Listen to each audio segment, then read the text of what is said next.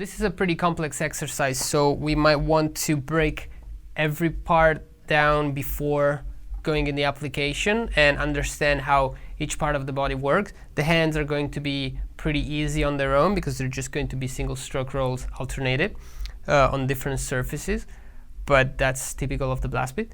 And instead, with our feet, we are going to keep playing the 16 notes with our right foot, and then we will play just the metric modulation of the alphabet with our left foot. So I would suggest to first of all play this at a slow speed. You can either put a slow BPM or just play without the BPM and just go how you're comfortable. That's up to you, whatever works better. But you want to basically control everything with the bigger muscles, so playing only with the leg motion and not ankles involved. So let's see how we can break down the first part of the alphabet.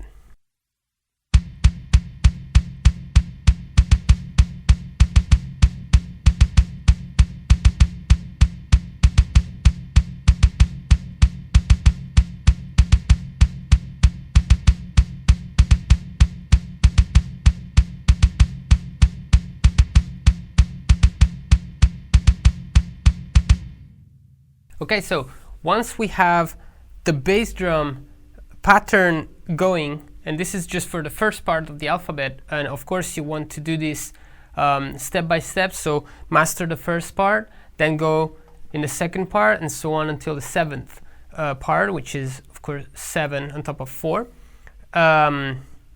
Once we do this, we will start adding the right hand unison to the bass drum, and we will add one limb at a time in doing this process because it will be much easier compared to just starting with all the limbs together and having to control so many things all at the same time when our brain hasn't mastered the feet pattern, which is the hardest part of the exercise yet.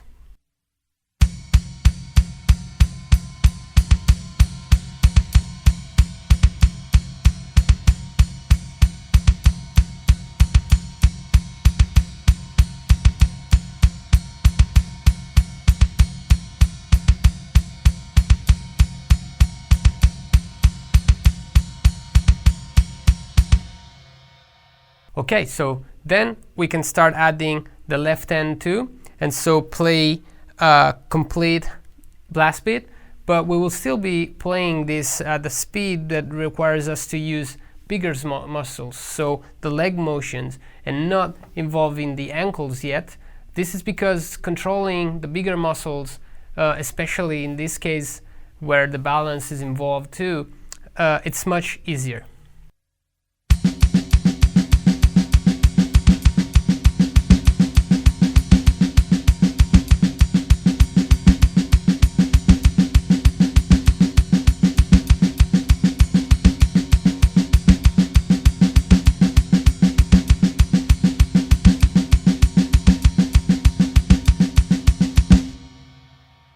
Okay, so once we get this part pretty well, that we can execute it and play it pretty comfortably, we can start speeding it up a little bit and take the leg motion, let's say at its maximum speed. So to a speed where beyond that we would start to play with an ankle motion.